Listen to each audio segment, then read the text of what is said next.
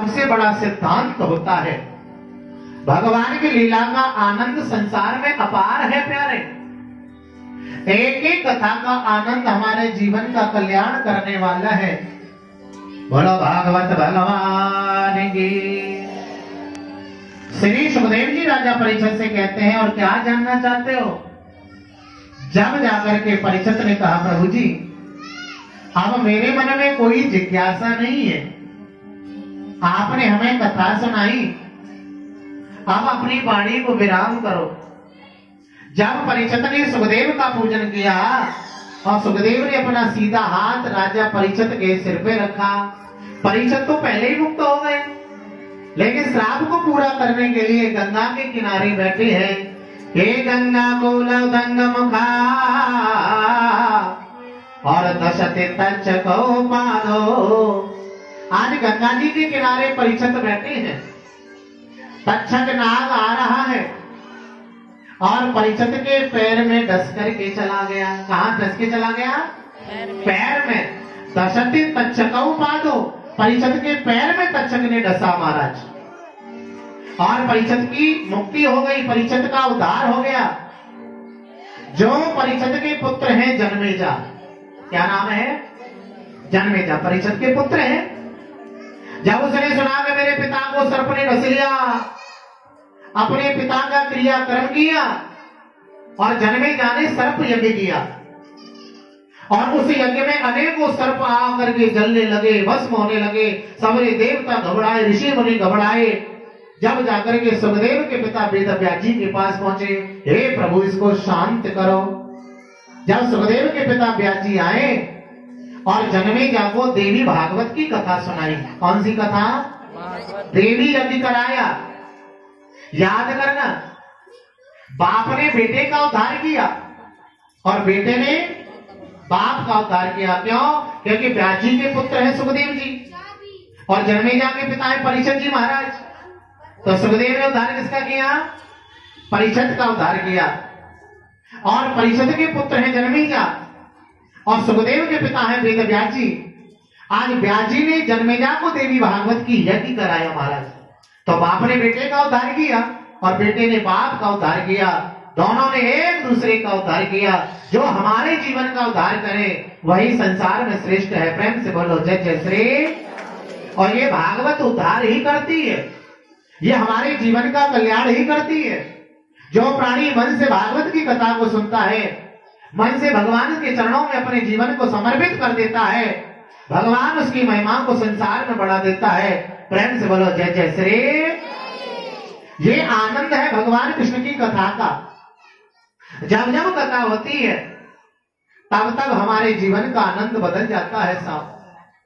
जिसने भी इसका सहारा लिया वही भवसागर से पार हुआ है। श्री शास्त्रों में कहा गया, जब सुखदेव जी परीक्षित का उद्धार किया महाराज, आनंद कर दिया, तो भागवत की कथा में सुखदेव बताया जाता है कि परीक्षित के मोक्ष तक की कथा आती है। अगर आगे की कथा सुनना चाहते हो तो वो देवी भागवत में आती है, जो वेदव्यास ने जन्मेजा की कथा सुनाई। अच्छा एक बात और सुनो, आज कथा का विश्राम दिवस है। हरि अनंत, हरि कथा अनंता। भगवान की कथा अनंत है। ये भगवान की कथा 7 दिन में नहीं होती है महाराज। अगर ये 7 महीने भी डिस्पेंसरी में चलती रहेगी तो भी ये कथा पूर्ण होने वाली नहीं है, क्योंकि हजारों हजारों वर्षों तक चलने वाली कथा है ये 2-3 घंटे में कथा नहीं होती, 7 दिन में कथा नहीं होती। 7 दिन में तो केवल सार ग्रहण करना पड़ता है, क्योंकि भागवत सब कथाओं का सार है। जैसे दूध दही मक्खन का सार घी है, ऐसे ही सब पुराणों 6 शास्त्र 4 वेद सबका सार ये भागवत में आता है। जो भागवत की कथा को सुनता है उसको सब पुराणों का फल मिल जाता है प्यारे। के अष्टादश पुराणेषु 18 पुराणों को फल मिल जाए भैया। इसलिए भागवत का सार कहा गया है, जो प्राणी से प्रेम कर लेता है वही प्राणी संसार में श्रेष्ठ हो जाता है। बोलो कृष्ण भगवान के। और देखिए ये कथा सप्त दिवसीय है। आज इस कथा का विश्राम होने वाला है। और सबसे बड़ी बात, ये कथा निर्विघ्न संपूर्ण विश्राम ले रही है। नहीं, कथाओं में अड़चने तो बहुत आती हैं, लेकिन भगवान की सबसे बड़ी कृपा हो जाती है जब निर्विघ्न कथा विश्राम ले। महाराज आज एक कथा डिस्पेंसरी में विश्राम ले रही है। अच्छा, एक बात और सुनना, कथा कभी समाप्त नहीं होती, न कथा कभी खत्म होती। वो से कहते हैं आज तो कथा खत्म हो जाएगी, आज तो कथा समाप्त हो जाएगी। नहीं, न कथा समाप्त होती है, न कथा खत्म होती है, ये केवल विश्राम ले रही है। आज तुम्हारे डिस्पेंसरी में ये कथा विश्राम ले रही है। जब ये कथा तुम्हारी डिस्पेंसरी में विश्राम ले रही है और दीपावली के बाद 17 तारीख से यही कथा तुम्हारे दिल्ली उत्तम नगर में प्रारंभ हो जाएगी। कहां पे? 17 तारीख से ये कथा उत्तम नगर में प्रारंभ होगी। एक जगह कथा विश्राम होती है, दूसरी जगह कथा प्रारंभ होती है। यही कथा का क्रम चलता रहता है। ये कथा कभी समाप्त नहीं होती, निरंतर धारा बहती रहती है कृष्ण नाम की। ये कथाओं का यही तो आनंद है प्यारे। आज इस डिस्पेंसरी में से ये कथा विश्राम ले रही है। बोलो कृष्ण भगवान के। एक बार जोर से बोलना पड़ेगा, जय जय श्री। और देखिए, हम इतने बड़े विद्वान नहीं, हमसे कोई गलती ना हुई हो। गलती हमसे भी हुई है और गलती आप लोगों से भी हुई है। कथा में बातचीत करना भी सबसे बड़ा पाप होता है। अच्छा, एक बात बताऊं, हरिवंश पुराण कहता है जो कथा को खड़े होकर सुनता है ना, वो अगले जन्म में अर्जुन नाम का वृक्ष बनता है। क्या बनता है? और जो कथा में बातचीत करता है ना, वो अगले जन्म में पशु बनता है। हाँ, धातुर, मेढक, पशु। जो कथा में बताया जाता है लेट की कथा सुने सोए के, वो अगले जन्म में अजगर बनता है। क्या बनता है? और भगवान के सामने जो पैर फैला के कथा सुनता है ना, पैर फैला के, वो अगले जन्म में बैल बनता है, सांड बनता है। अब गलती तो सबने की है। अब महाराज जी जाते छुटकारा कैसे मिले? अब गलती हमसे भी हुई हो, आपसे भी हुई हो। आइए हम सब 3 बार भगवान के सामने हाथ जोड़ के बोलेंगे। सभी हाथ जोड़िए और भगवान से कहो, ओम नाम संकीर्तनम यस्य, नाम संकीर्तनम यस्य, सर्व पाप प्रणाशना, सर्व पाप प्रणाशनम, प्रमादप समनस्ता, रामोदुख समनस्ता, नमामि हरि परा, नमामि हरि परा। ओम नाम संकीर्तनम यस्य, नाम संकीर्तनम यस्य, सर्व पाप प्रणाशना, सर्व पाप प्रणाशनम, प्रमादप समनस्ता, रामोदुख समनस्ता, नमामि हरि परा, नमामि हरि परा। ओम हरे राम हरे राम, हरे राम हरे राम, हरे कृष्ण हरे कृष्ण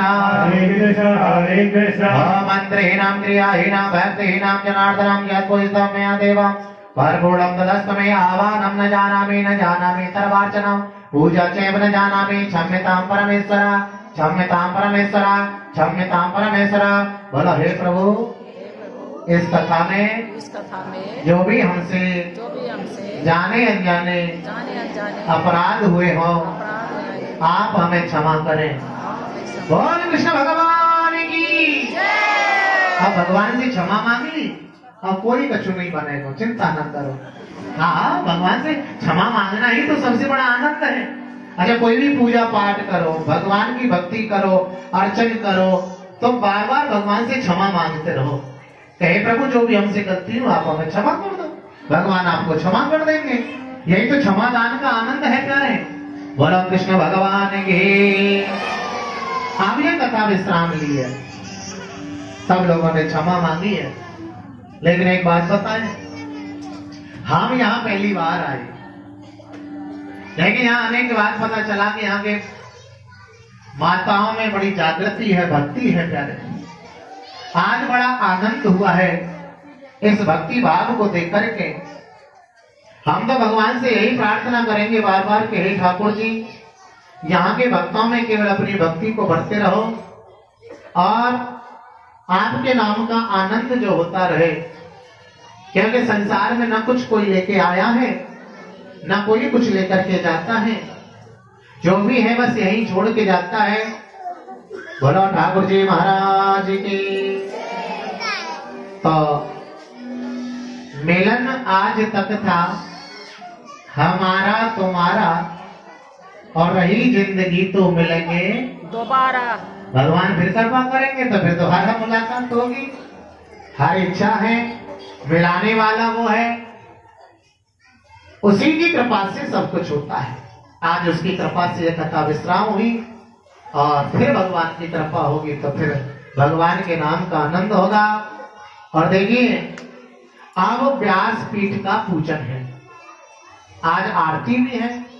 आज कोई भी भक्त बिना प्रसादी के, बिना आरती किए न जाए, चाहे 2-4 मिनट लेट हो जाना, कि आज कथा का पूर्ण विश्राम दिवस है, पूर्ण फल प्राप्त होने वाला है। बोलो कृष्ण भगवान की। इस प्रकार से अब भागवत जी का पूजन होगा। सभी भक्त बारी बारी से पूजन करेंगे और कल पूर्ण आहुति है, सभी पूर्ण आहुति में आए और कल ही प्रसाद वितरण है, भंडारा है। कल का आनंद और है। प्रेम से बोलो जय जय श्री। ये आनंद बार बार नहीं आता। तो देखिए 1 बजे हमारी बबली दीदी के बुखार में इंतजाम करेंगे। सभी एक बार तालियां बजाकर दीदी का स्वागत करें। और पूजन वाले पूजन भी करते हैं, पंडित जी पूजन कराएं। अच्छा भजन चल। बोलो गौ माता की जय।